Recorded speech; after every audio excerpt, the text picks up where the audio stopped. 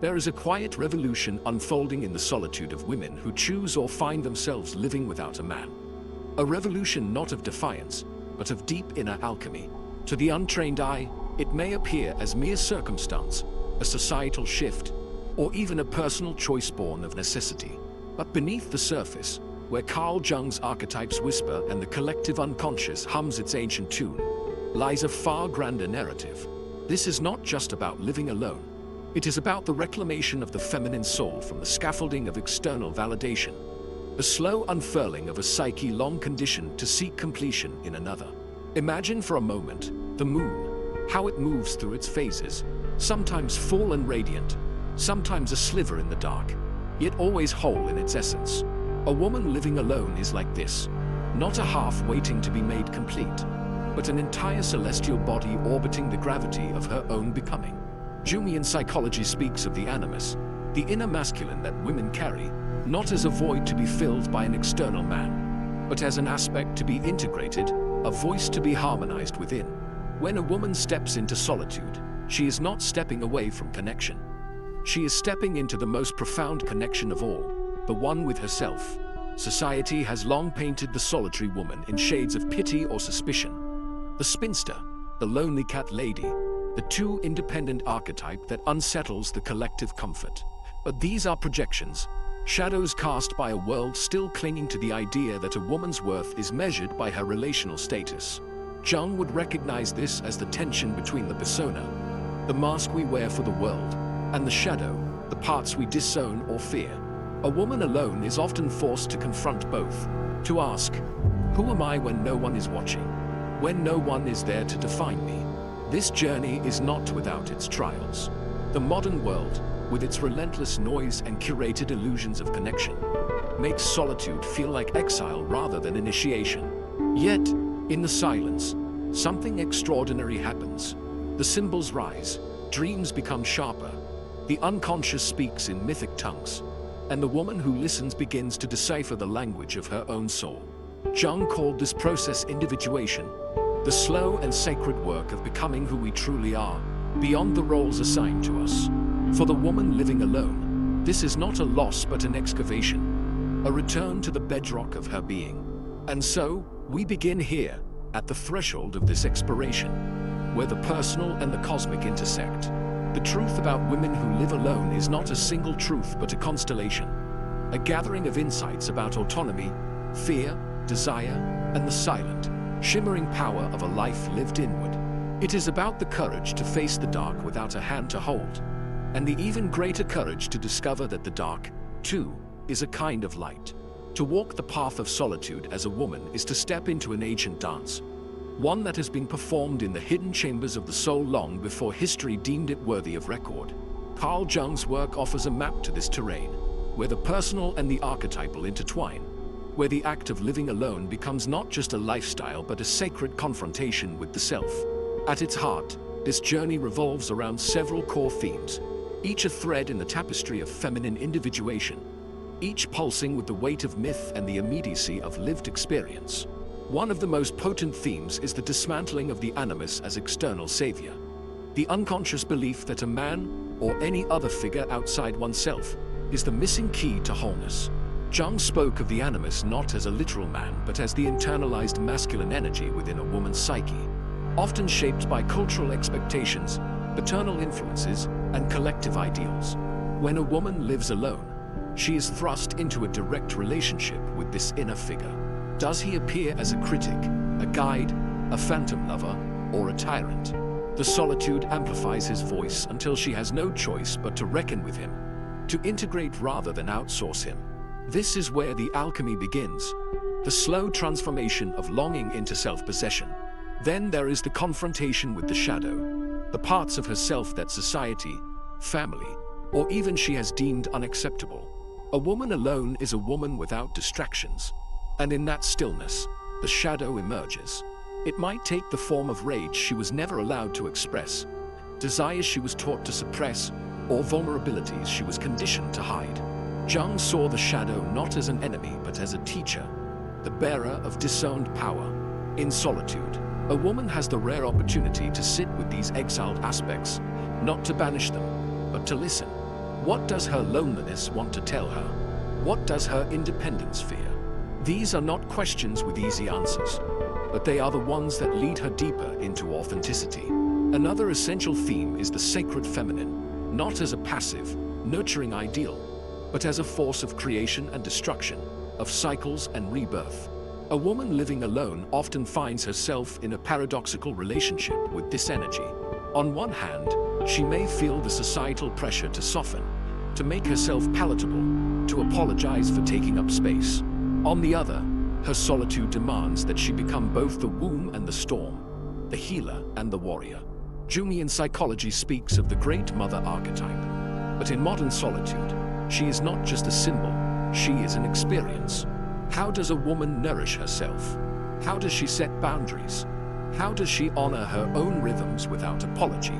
These are the questions that carve out a new mythology of the feminine, one where she is both the temple and the priestess. And then there is the collective unconscious, the vast, subterranean river of shared human experience that flows beneath individual lives. A woman alone is not truly alone. She is in dialogue with centuries of women who came before her. Those who lived outside the protection of marriage, those who were witches or mystics or simply too unruly to be contained. Jung believed that archetypes are alive in all of us. And for the solitary woman, this means she is never starting from scratch. She is part of a lineage, a story much larger than herself. When she dreams their dreams too. When she creates, she channels their resilience. This is both a comfort and a responsibility, a reminder that her choices ripple beyond her own life. Underlying all of this is the theme of individuation, the lifelong process of becoming whole. For a woman living without a partner, this process is often accelerated, not because she is incomplete without a man, but because she is forced to encounter herself without buffers. There is no one to project her unmet needs onto, no easy scapegoat for her discontent. If she is unhappy, she must ask why. If she is afraid, she must face what lurks in the corners of her psyche. This is the crucible in which the false self burns away, leaving only what is real. These themes are not linear. They spiral, overlap, and sometimes collide, but they all lead to the same destination.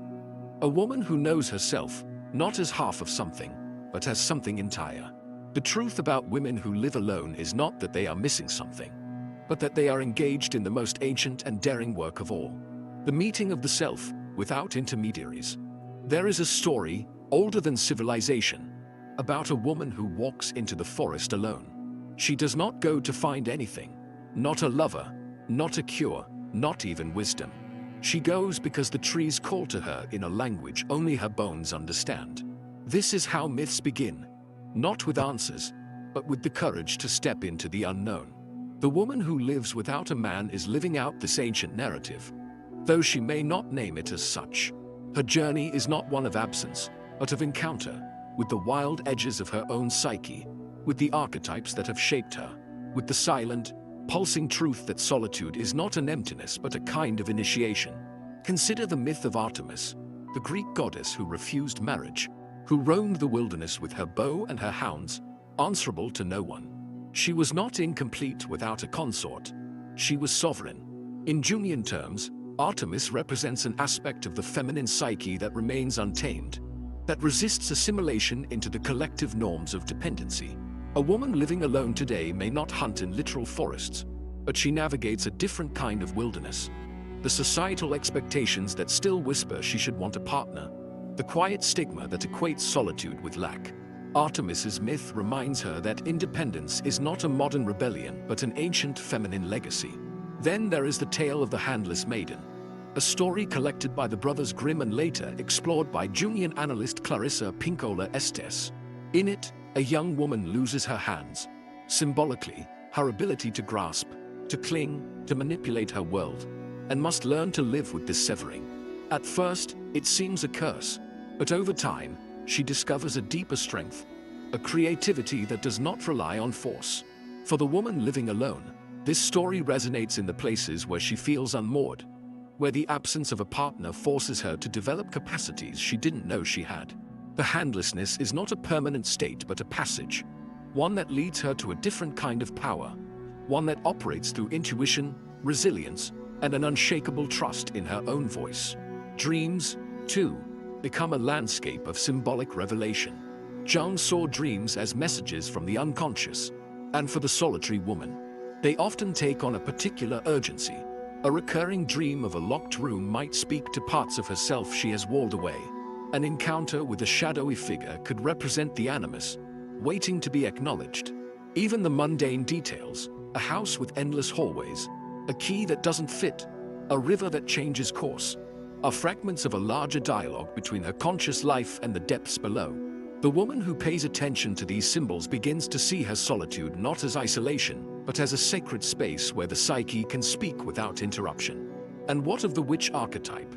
The woman who lives on the outskirts, who knows her own magic and is feared for it. Historically, the witch was the one who refused to conform, who healed without permission, who dared to be autonomous. In fairy tales, she is often the villain, but in the secret hearts of women, she is a figure of fascination. Why? Because she represents the ultimate taboo. A woman who is sufficient unto herself. The modern solitary woman may not call herself a witch, but she inherits this archetype's legacy. Every time she chooses her own company over false companionship, every time she trusts her intuition over external validation, she is stepping into that lineage. The witch was burned not because she was evil, but because she was free. These narratives are not mere stories. They are living patterns in the collective unconscious, templates that shape and reflect the inner lives of women who walk alone. They tell us that this path is not new, that it has always existed as a counterpoint to the dominant myths of coupling and completion. The woman who lives without a man is not outside of myth. She is at the heart of one of the oldest ones. The story of the feminine confronting itself, loving itself, becoming itself. The journey of a woman living alone is not confined to the realm of archetypes and dreams. It reverberates through the tangible moments of her daily life, shaping decisions, relationships, and the very fabric of her identity. What begins as a symbolic unfolding must eventually take root in the ordinary. The quiet mornings with no one to answer to, the financial independence that demands vigilance, the societal glances that still carry unspoken judgments. To integrate the profundity of this path into the practical world is to bridge the mystical with the mundane, allowing the insights of solitude to reshape reality from the inside out. Consider the simple act of creating a home, a space that reflects not compromise or shared aesthetics, but the unfiltered expression of self. For a woman living alone, her environment becomes a mirror of her inner world, a sanctuary where every object, every arrangement, carries meaning. There is power in this. Jung spoke of the psyche's need for symbols, and the home becomes a living symbol of autonomy. The way she organizes her books, the art she chooses to display, even the silence she allows to fill the rooms. All of it becomes part of her individuation. She learns that comfort is not synonymous with companionship, and that solitude can be a deliberate act of self-honoring rather than a default state of absence. Finances, too, take on a new weight. Economic independence is often one of the most grounding aspects of solitary living. A constant reminder that she is the architect of her own security. There is no buffer, no shared responsibility to soften the stakes. This can be daunting, but it is also initiation, an invitation to develop a relationship with money that is not based on fear or dependency, but on competence and self-trust.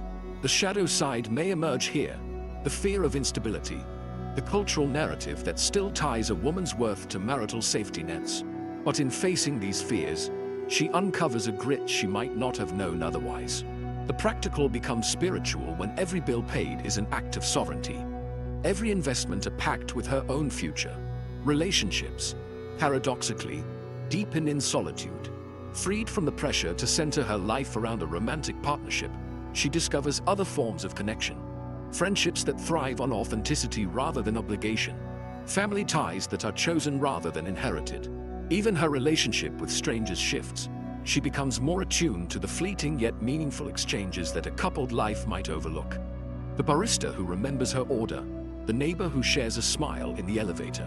These micro-connections form an invisible web of belonging, proving that intimacy is not monopolized by romance. And when she does engage in romantic relationships, they are no longer born of lack but of genuine desire. A conscious choice rather than a societal script. The body, too, becomes a site of revelation. In solitude, a woman is left alone with her physicality in a way that partnered life often obscures. She notices how she carries tension when no one is watching, how her appetite fluctuates without the influence of another's habits, how her sexuality exists outside performance. This is where the animus integration becomes visceral. She learns to listen to her body's wisdom without filtering it through external expectations. Exercise, rest, pleasure, all become dialogues with the self rather than negotiations with a partner. The cultural obsession with women's bodies as objects of desire is disrupted here. Her body is no longer a currency but a companion. And then there is the question of legacy.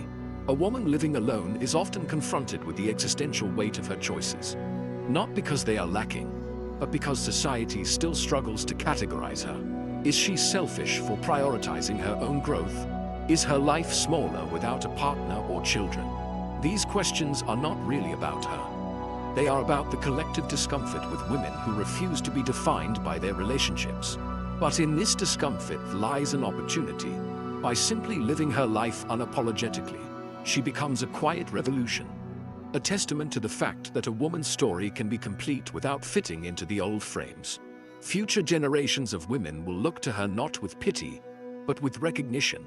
She was proof that it was possible. At the end of this exploration, what remains is not a set of answers, but an invitation, a call to reframe solitude not as a lack, but as a rare and potent kind of wholeness. The woman who lives without a man is not missing anything. She is engaged in the most subversive act of all, the radical belief that she is enough. Jung's work reminds us that the goal of individuation is not perfection, but authenticity, the courage to stand in one's own truth, regardless of the collective whispers. This is not a path for the faint of heart. It requires facing the shadows, dismantling the internalized myths of completion, and learning to bear the weight of one's own existence without distraction. But the reward is nothing less than freedom, the kind that cannot be given or taken away, because it is born from within. The world will continue to spin its narratives, but she no longer has to star in them. She is the author now, the artist, the alchemist turning solitude into gold. And so the call is this: dare to trust the wisdom of your own company. Dare to see your solitude not as a waiting room, but as a sacred workshop. The myths were never just stories. They were blueprints, and you are living them. The truth about women who live alone is not that they are waiting to be found, but that they have already discovered themselves. The question is no longer what are you missing, but what will you create with all that you are. The rest, as they say, is not history, it is herstory, and it is just beginning.